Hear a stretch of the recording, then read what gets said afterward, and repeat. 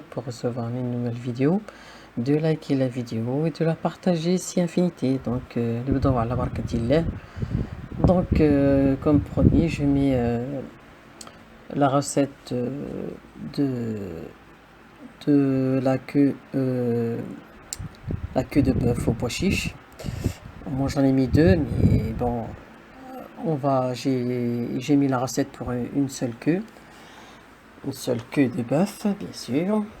Donc voilà, on va commencer par laver bien sûr la viande. Nous on lave la viande hein, comme d'habitude. Il y a des gens qui la lavent pas, mais bon, nous on la lave. Je vais la laisser goûter pendant que je prépare les ingrédients. Donc moi, ce ne sont pas les ingrédients que j'ai mis en début de vidéo, je fais pour le double de la recette que que je vous ai mis en début de vidéo, c'est-à-dire que moi j'ai fait un petit peu plus. C'est pour ça que c'est pas les mêmes ingrédients, et le safran c'est un choix personnel, donc je le mets juste enfin pas le safran, enfin oui le safran, le colorant alimentaire. Donc pour les raisins secs c'est pareil, j'ai mis que 60 grammes parce que chez moi bon, ils n'aiment pas trop ça, donc j'ai mis que 60 grammes pour pouvoir les perdre au milieu de la viande. Et voilà. Donc une fois qu'on a préparé tout ça, on va descendre dans le jardin. Vous allez pas faire la même chose. Voilà, vous poursuivez la recette dans une marmite assez grande, bien sûr, qui ait de la place, parce que moi dans ce petit tagine là il était un peu petit, donc du coup c'était un petit peu chaud pour mélanger le tout, mais ça va, je m'en suis sorti, donc voilà. Donc bien sûr, voilà, j'ai préparé le moujoumar, hein, j'ai mis le fahar dedans, enfin le charbon dedans. Et bien sûr, pour pouvoir faire cuire le tagine, il faut qu'il y ait la flamme, c'est pas juste les braises. Donc c'est pour ça que vous me voyez en train de mettre des chutes de bambou qui m'ont resté de l'année dernière, donc je les utilise comme ça, donc comme ça c'est pas perdu. Et puis on va faire revenir d'abord juste la viande tout seul, comme ça. Donc comme vous avez vu, c'est un petit peu galère parce que c'est petit en fait, le tagine il est petit par rapport à la quantité que je fais. Voilà, donc c'est pas top, hein. Mais bon, je m'en sors. Je la mélange comme ça en la faisant sautiller, hein, donc voilà. Bien sûr, comme vous avez vu, hein, j'ai mis d'abord la viande, ensuite l'huile et les épices, et je fais revenir le tout quelques minutes. Il faut que la viande on la fait revenir, bon, on va dire 5 à 10 minutes à peu près avant de couper les oignons et l'ail.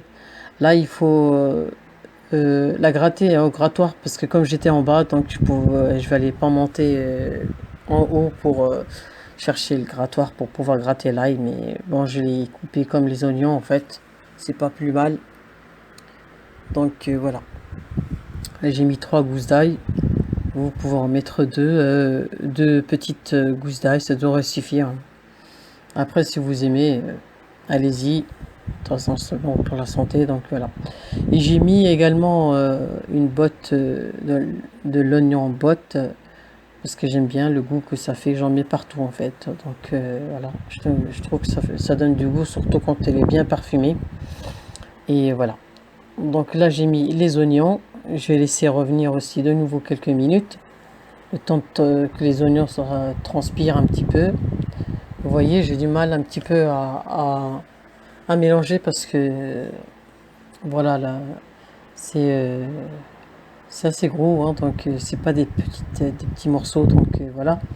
Ensuite je rajoute la coriandre et le persil, sachant que le persil c'est celui que j'ai dans le jardin, donc il est frais, et la coriandre c'est du congelé que j'ai pris du congélateur, donc voilà. Ensuite je rajoute une tomate au fur et à mesure, hein. Je la coupe en petits morceaux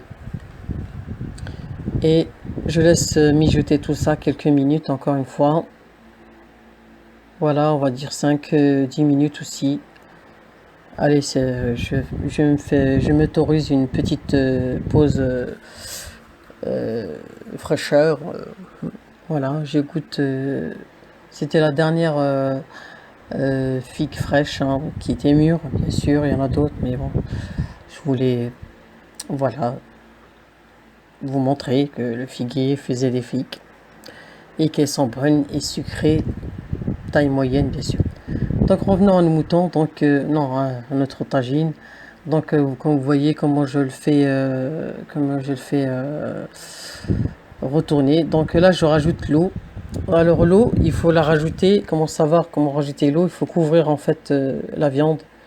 Là, je peux pas vous donner la quantité parce que là le tagine il est un petit peu petit, donc on voit pas du tout. Là, on a l'impression que j'ai mis beaucoup trop de d'eau, mais c'est pas le cas. Donc ensuite, on va laisser bien sûr mijoter, hein. Voilà. Ensuite, enfin je veux dire mijoter. Quand la marmite bout, ça fait après on met les pois chiches. Voilà, comme vous voyez, voilà, c'était plein, mais j'ai dû enlever un petit peu de sauce pour pouvoir pour que la marmite ne déborde pas. Et comme vous voyez, il faut mettre la flamme pour que ça puisse mijoter comme il faut, sinon voilà.